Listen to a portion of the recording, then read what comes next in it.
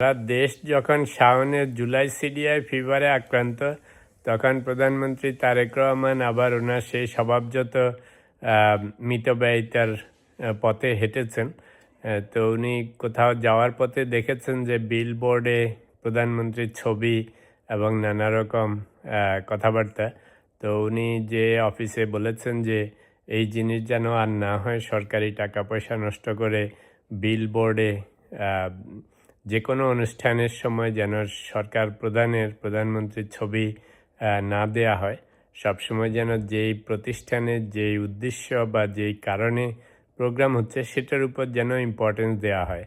তা আমাদের দেশে তো এই একটা স্বভাব আছে, যে কোনো নেতা, পাতি নেতা থেকে বড় নেতা যেখানেই যান ওনাদের ছবি, ওনাদেরকে নিয়ে নানা রকম চাটুকারিতাপূর্ণ কথাবার্তা বলা আমাদের কালচার কাস্টমে পরিণত হয়েছে।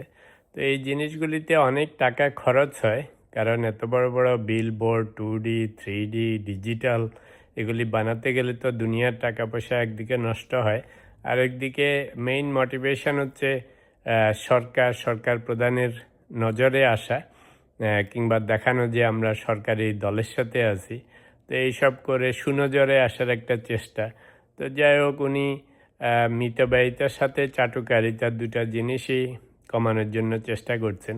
আরেকটা খবরে দেখলাম উনি প্রেসিডেন্ট গার্ড রেজিমেন্টের প্রতিষ্ঠাবার্ষিকী উপলক্ষে বক্তৃতা দিতে যেয়ে বলেছেন যে এই কাজটা খুবই চ্যালেঞ্জিং, কিন্তু অ্যাট দি সেম টাইম আপনাদের নিরাপত্তার কারণে যেন সরকার প্রধানকে জনগণ থেকে বিচ্ছিন্ন করে না ফেলা হয়, অর্থাৎ যেন জনগণের কাছে অ্যাক্সেসটা থাকে। তো সেটা অবশ্য উনি ক্ষমতায় আসার পর থেকে চেষ্টা করে যাচ্ছেন যতটা সম্ভব জনগণের কাছাকাছি থাকার জন্য। যেমন ট্রাফিক লাইটে বসে থাকেন, মানুষ আশেপাশে রিক্সা, ট্যাক্সি, টেম্পোর থেকে দেখতে পান। আরও নানা রকম কাজকাম করতেছেন, প্রোটোকল কমিয়ে ফেলেছেন। তো সবই ভালো। তো শাওনের সেই জুলাই সিডিআই নিয়ে সবাই এত ব্যস্ত, এই ফাঁকে এই সমস্ত সুন্দর সুন্দর কথা খুব বেশি প্রসার পাচ্ছে না। তো আসলে ওই সমস্ত জিনিসকে আমরা সোশ্যাল মিডিয়াতে, পত্রপত্রিকায় অতিরিক্ত ইম্পর্টেন্স দেয়া হচ্ছে। কথায় আছে যে যে কোনো জিনিসকে আপনি যত বেশি ইম্পর্টেন্স দিবেন, সেই জিনিস তত বড় আকার ধারণ করে। আর যদি আপনি ইগনোর করেন, ওগুলি অত কিছু হয় না। তো শাওনের ফেসবুক পোস্টটা এমন আহামরি কিছু ছিল না, পক্ষে বিপক্ষে কিছুই ছিল না। আমার সন্দেহ হয় ও জুলাই সিডিআই ইভেন কী জিনিস সেটাও জানতো কি না। তো হুমায়ুন আহমেদের সাথে এত বছর ছিল, হুমায়ুন আহমেদের ঘরণী ছিল। তো শাওনের কথাবার্তায়, চলন বলনে হুমায়ুন আহমেদের কিছুটা ভাব দেখা যায়।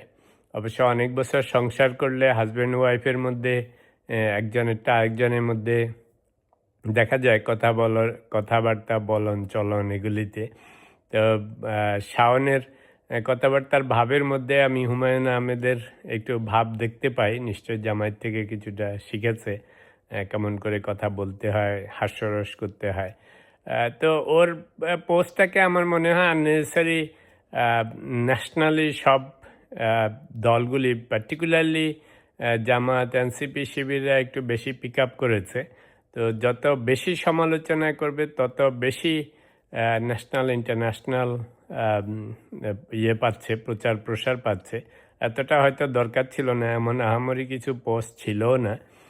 এখানে আপনাদের জন্য দিলাম, আমি নিজেও পড়ে দেখেছি। তো যাই হোক, যে কোনো জিনিসকে নিয়ে বেশি মাতামাতি করাটা আমাদের অবশ্য একটু জাতীয় স্বভাব। তো এই সমস্ত ছোটোখাটো জিনিসকে এত বেশি মূল্য না দেওয়াই ভালো, তাহলে দেখবেন এত বেশি ইম্পর্টেন্সও পাবে না। যাই হোক, প্রধানমন্ত্রীর এই যে মিতব্যয়িতা এবং চাটুকারিতা রোধে যেই ব্যবস্থা নিয়েছেন, খালি যে মুখে বলেছেন তা না, এর জন্য আবার নোটিশ জারি করেছেন, সেটা সত্যি অ্যাপ্রিসিয়েট করার মতো।